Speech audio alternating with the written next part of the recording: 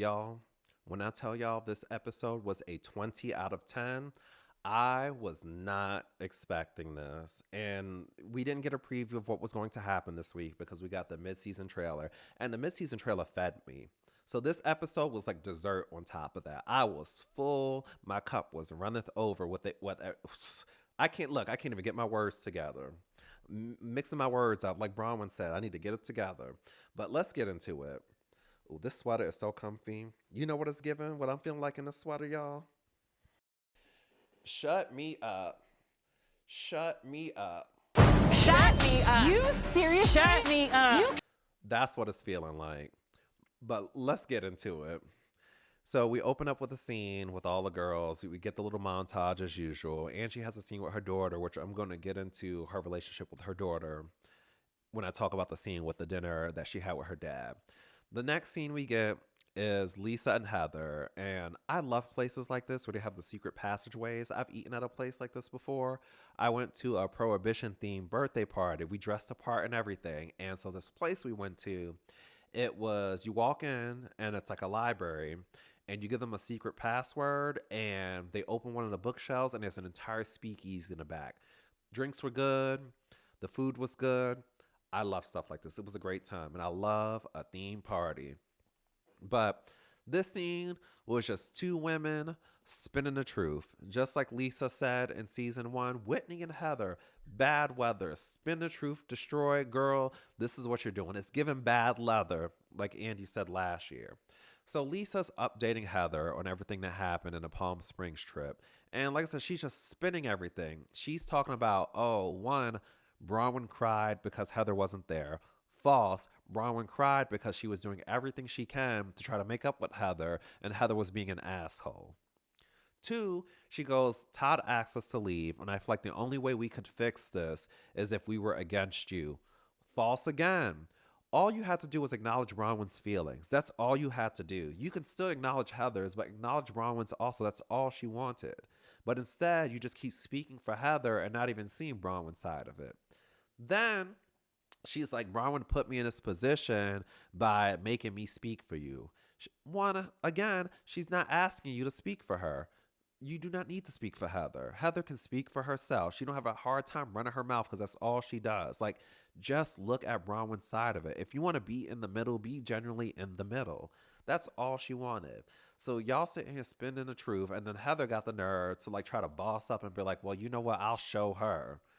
Girl, I wish that whole drink would have spilled on you and ruined your outfit and not the little bit that spilled on the counter. Because you're trying too hard at this point. Like, you need to give it up. But the next scene we have is with Bronwyn and Todd. And I just feel so bad for Bronwyn because Todd, first of all, as soon as I would have walked out and I would have seen Todd sitting there like this,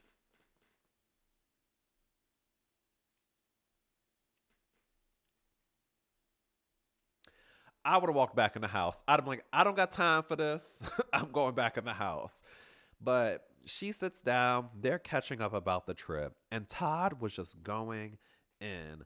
Todd was just like, what did he say? He's like, you ruined the afternoon. You should have walked away. You stooped down to the sewer with these girls. It was unbecoming of you. Like, he was just going in. And I'm like, Jesus, like, give her some grace. My thing is with this is I feel like Bronwyn should have not had the girls on this trip. If this was an anniversary trip and this was something sentimental to you and you know how Todd is, you should have just scrapped this. I understand you're on a TV show and you want TV time, but you should have used it. You should have did this at another time. This is not the time for this. Also, have you not warned Todd what the show is about? You should have warned him beforehand, like, hey, babe, like, this is the nature of the show. There's some foolishness, some carrying on and screaming. Like, this is what we do on trips. This is what we do at home. It's what we do everywhere. You know, especially when we saw the text messages when she was at Angie's house and Todd wasn't there. She was updating him on everything that was happening, and she clearly communicates with her man. So it's like, you know what goes on the show.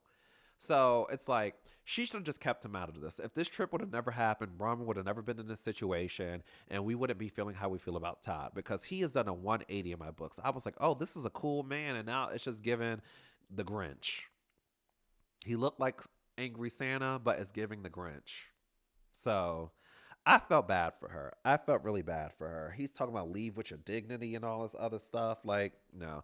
In real life, Yes. I understand his feelings in real life, but this is a reality TV show. This is the nature of the beast. So you got to accept it. So the next scene we get a scene with Angie making dinner for her dad. And you notice Angie couldn't even take the full shot. Her dad threw it back. I was like, I know that's right. Angie, you always talk about you Greek and you hard and you this and you that, girl. Take it to the head, okay? But I love their relationship. She lost her mom when she was very young, and there were like seven siblings, and the dad was working and taking care of all of them. So kudos to him, and he clearly raised them right. He raised them good enough that they're spoiled and they have good relationships with him. So I do like that. But this was kind of a sneak peek into why Angie is the way she is with Electra. Because at the beginning, Electra's like, "You are a helicopter mom. Give me a break, girl." And so she's like that because Angie didn't have a mom and she's kind of overcompensating with that. And so I felt for her. She got real emotional because she's like, after mom died, she like harbored some bad feelings just because her mom had alcoholism right before she died. And so it just left a bad taste in Angie's mouth. And so she harbored like these negative feelings. And then she realized when she had a daughter, it's like, oh my God, like this is harder than I thought. And I see how my mom could have been stressed. And even more so, my dad is stressed because he's taking care of seven of us. And she's just like, I just feel it now. So I felt for her there. I really felt for her. But let's get to the main event, y'all. Ding, ding, ding.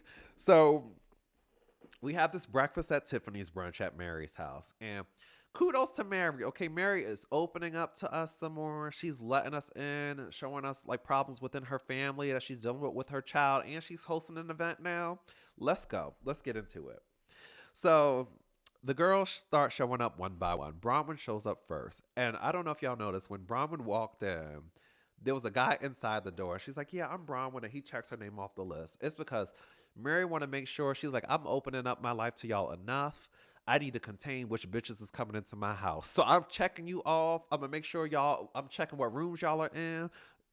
Don't get too comfortable in here, okay?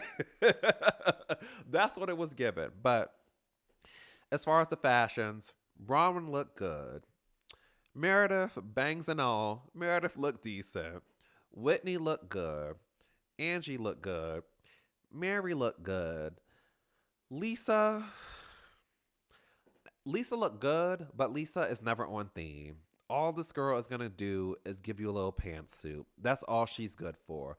Even at the mafia theme party, like she just had a black pantsuit. You know she don't like dressing up, so she going to give us just basic ass Lisa. And so she got the nerve to throw some shade at Mary, but I will say Mary wore the outfit better because at least Mary had it bejeweled and bedazzled here. Like, Lisa, you just look so basic, but it's Lisa. What do we expect? Heather, she didn't look awful, but she didn't look great compared to the rest of the girls. Like, she looked okay. The outfit was cute, but compared to what everybody else was doing, she was towards the bottom for me. And then Brittany. Brittany looked a hot ass mess. She is a beautiful girl, but she ain't got no damn style. It's just like Giselle Brown or Potomac. Like, you cute girl, but the fashion is just not clicking for you. But I'm okay with it because Brittany was on one this episode, y'all. She was on one and I was here for it.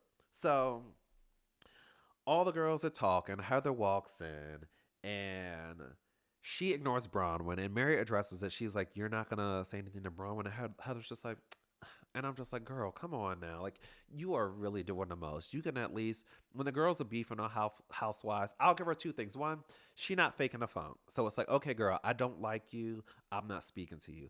But at the same time, you're still doing the most because you really don't have a reason to like her, except you're just mad because she a rich bitch that Lisa want to be friends with. And these girls usually fake the funk when they see someone they don't like. You walk in and you're just like, oh, hey, girl. And, you keep it moving. Like, you're doing entirely too much. The girls all sit down. Brittany walks in. Well, before she walks in, they're like, oh, we're surprised you invited her. Mary's like, I invited her so she knows I'm not poor. She can see all of this. I said, I know that's right. She can sit here with these Versace plates and have lunch with Abraham Lincoln. Okay? And so Brittany eventually walks in, like I said, looking a hot ass mess. Mary stands up. She gives everyone a cheer. She's like, I'm glad you guys are all here. Heather tries to have a moment and it falls flat because Heather's like, oh, thank you for inviting us because, we didn't get invited to, everybody didn't come to Palm Springs.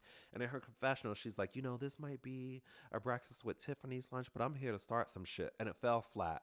Heather, you got handed an iconic moment with the receipts, proof, timelines, whatever. And this was your time to come into the season and shine. And you have been falling flat. You've been looking like an asshole for no reason to Bronwyn. You were out of 2 episodes and we didn't miss you. Then you come here to try to have a moment and Bronwyn ignores it, so it just falls flat and doesn't go anywhere. Like, you're looking real sad this season. It's really a fall from grace. This was your time to like rise from the ashes and really be that head girl. Like, you're sucking up to Lisa when you could have been above her after last season, and you're looking real sad. But she tries to have a moment. It falls flat. But you know who did? Who kicked it off? Brittany came in and she kicked the shit off because she's like, you girls are looking tan. You girls are looking real tan. So who all went on the trip? You went, you went, you went. The three of us didn't go. Y'all all went with y'all men. And there it goes. She starts going off. She's like, look, Mary invited me here. Mary's the only one who called me. And me and Mary had the issue. Like, none of you girls have reached out to me. Then she turned to Angie. She's like, Angie, I had you over my house. I had you over my house, Heather.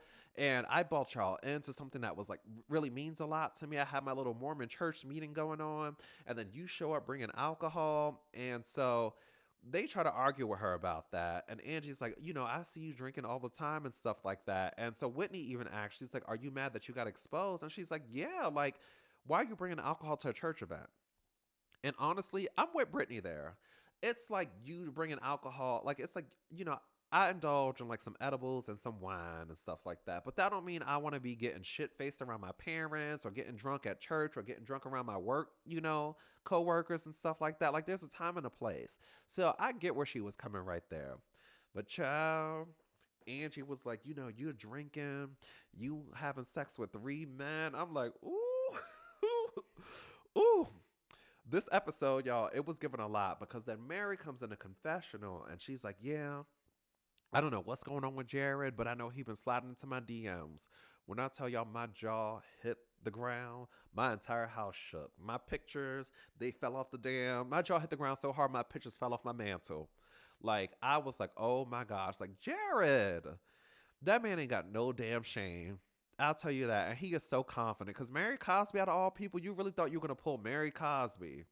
And I paused and read them DMs, and he was really sliding at her. Like, he was really laying it on her, talking about, you're just such a godly woman, and all this other stuff. And he's like sending multiple messages. I'm like, wow. Wow, Jared. And so they asked Mary, they're like, Mary, are you going to tell Brittany? And she's like, no, like, I got too much shit going on. And I'm with her. Like, she got bigger issues going on with her son and her family. She don't got time to be part of the soap opera. So I'm with her there. Let's address this later. We'll see it and we'll talk about it at the reunion. Okay? And I'm curious to see what everybody says about that. Like, I don't know. Brittany's reaction is one thing. I want to see everybody's reaction because when I saw that, I was like, oh my God. That right there, chow. But what else happened next? So they start arguing about that. Like I said, I agree with Brittany. Heather, she's like, I understand where Brittany is coming from because I've lived that life. And I'm like, girl, well then defend her. Don't speak up in your confessional about this. Like, you have been an awful friend to Brittany. You brought her in this group. You have done nothing but you threw her under the bus when you exposed the situation about her kids at the ropes course. When they were at Angie's party and Aaron came, you were so giddy and excited to admit that you kissed him. You were so giddy and excited when Jared showed up and crashed the party and had Brittany emotional. You didn't check on her about that. Like, you were just a shitty friend, Heather. And, you're always talking about preaching loyalty and being a good friend, but it's like you really pick and choose who you want to be friends with. Get out of here, Heather. Get out my face. But I was with her when she was like, look, you at this point, you might as well just be Mormon 2.0. Lisa's holding meetings. She can help you out, girl. I was with her there. But Lisa, she ends up jumping in and she actually defends Bronwyn. And I'm like, okay, Bronwyn, you can't say Lisa has never defended you. Because Lisa's like, well, girl, I'm surprised that you would even expect to go when you were coming at Bronwyn for her marriage. And so Bronwyn jumps in and she starts listing off all the things that Brittany was saying about her marriage. And not all of it was accurate, but Brittany made sure she corrected the record because Bronwyn was going off. She was like, I said that. I said that. Now, I did not say that. I did say that. And I feel that way too. And she was like, look, all the girls are thinking it. I'm just the one that's saying it. And I was like, come on, Brittany. Brittany said, y'all have been swinging me and dragging me all season. She said, I'm rising from the ashes and I'm going to start swinging back. And that's what she was trying. Girl was trying. And she kicked up the mess and I was here for it. But then Heather jumps in and she's like, well, what's going on with the prenup? And my thing is this, is like Bronwyn, you're getting offended by these things, but you know the nature of the beast. You want to come on this reality TV show and be messy, you got to understand that the girls are going to bring some mess back to you too. So you got to be prepared for it. You can't have your cake and eat it too. It's not going to always be you can, show the mess and no mess is going to come to your front door. Heather starts asking, and Ron was talking about something, you don't want to open this door with me. And Heather's like, open the door. And I'm sitting there too, like, open the door, girl. Todd is not here. So let's get messy. Okay?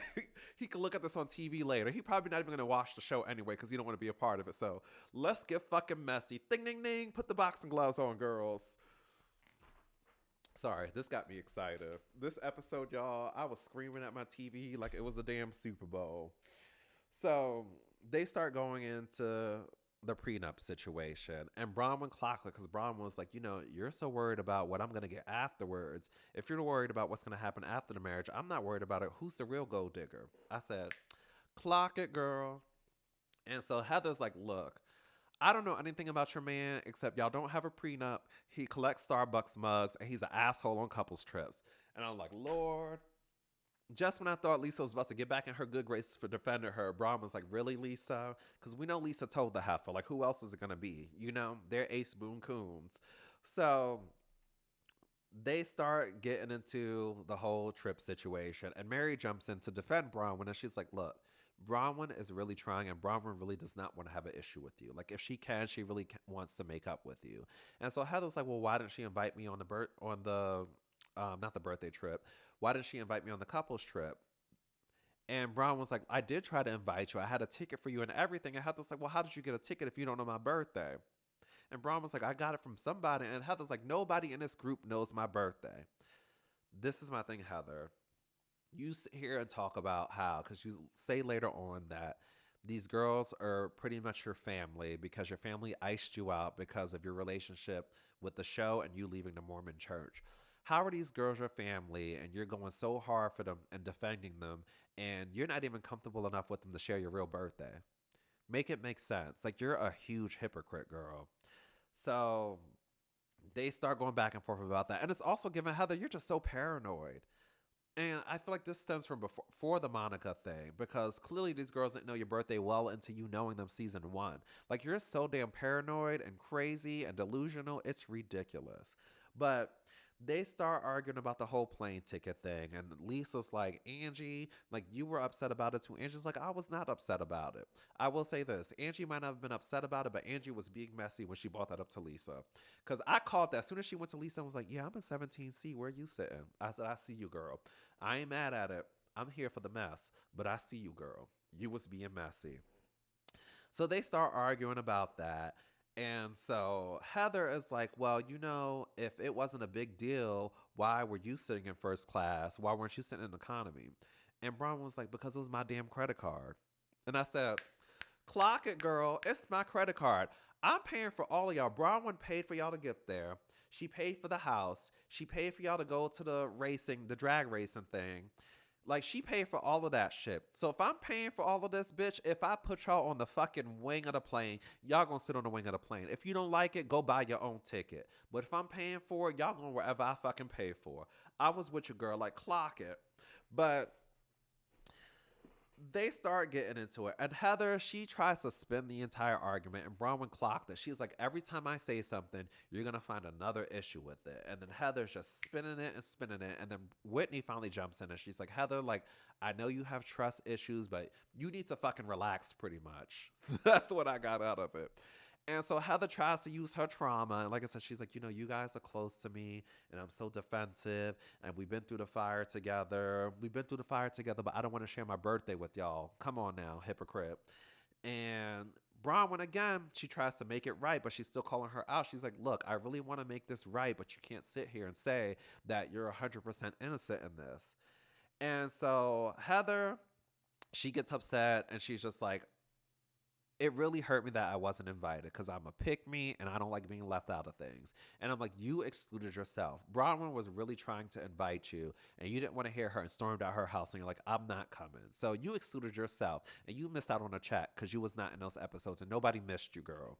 And so eventually they agreed to start with a clean slate. And so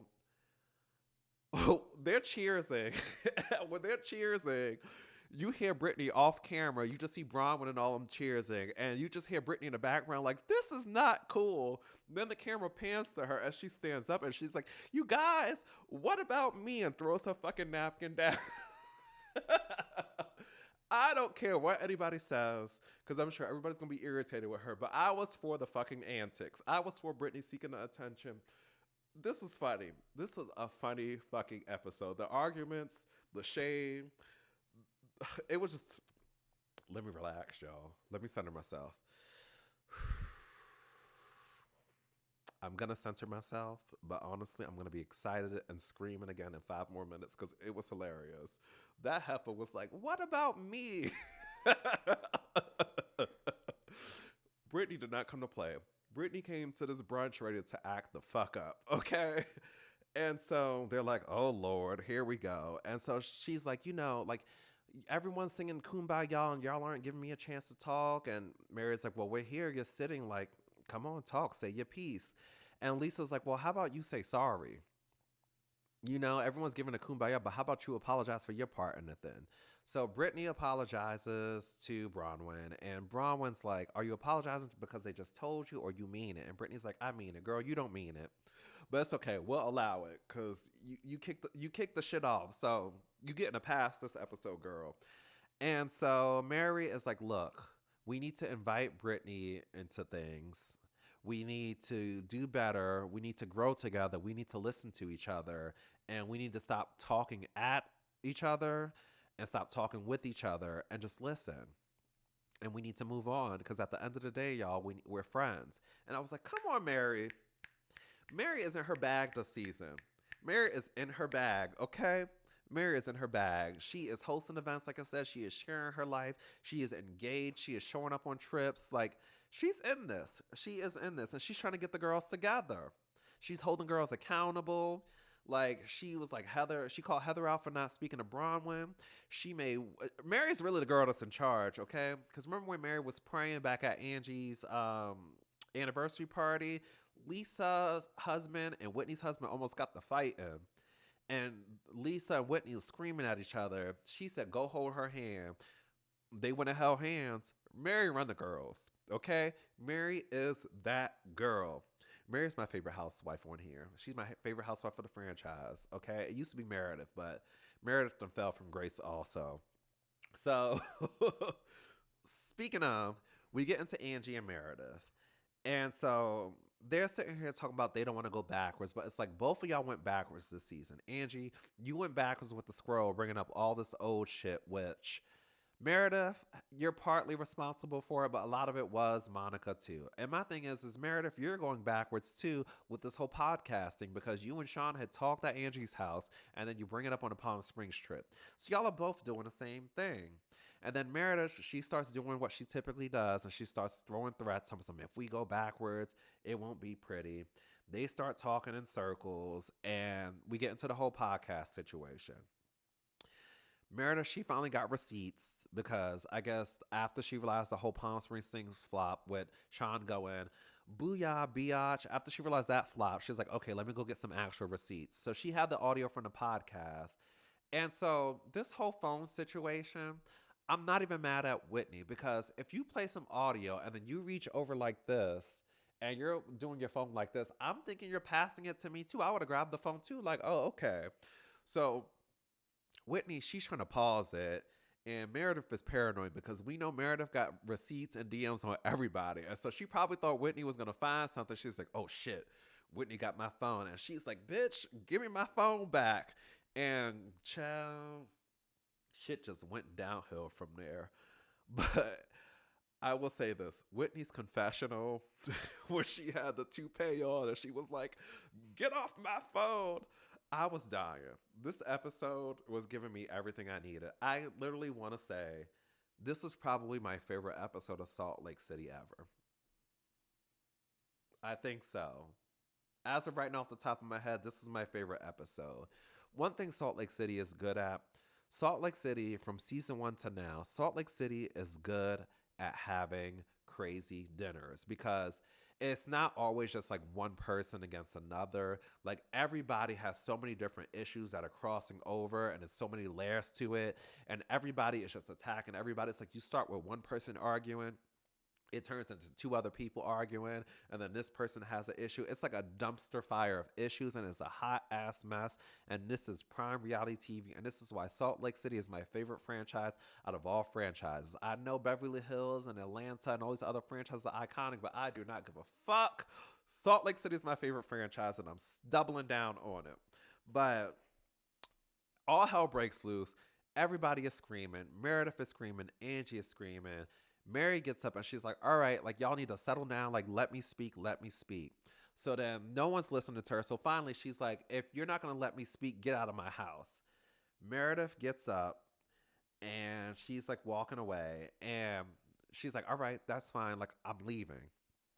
Mary is like, you're really going to leave? And Meredith's like, I love you, but no, I'm leaving. And Mary's like, this is not, what did she say? She specifically said, she said, this is not love. I'm not deep enough. Like, am I not deep enough to straighten this out right now? And Meredith starts crying and playing the victim.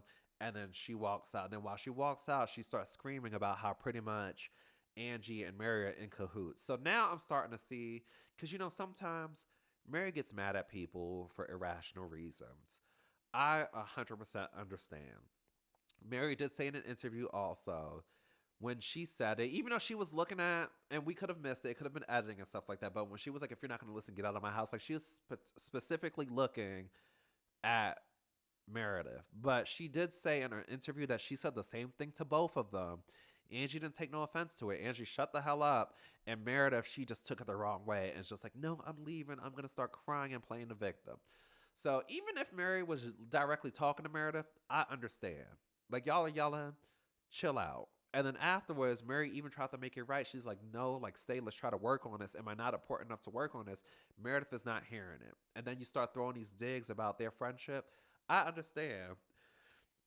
She leaves, and we get the best closing line ever. Mary is like, that's fine, get out of here, because it's not Angie Hepburn. You're giving the Flintstones. And then the episode ends. Y'all, 10s across the board, 20s across the board. This episode was giving everything it needs to be gave. Like, I was fed. That was a full course dinner. It was entrees, it was appetizers, it was dessert, it was cocktail hour. That gave me everything I needed. I am full. I done gained weight watching this. Like, it was everything. But let me know how y'all feel about it. Bye, y'all.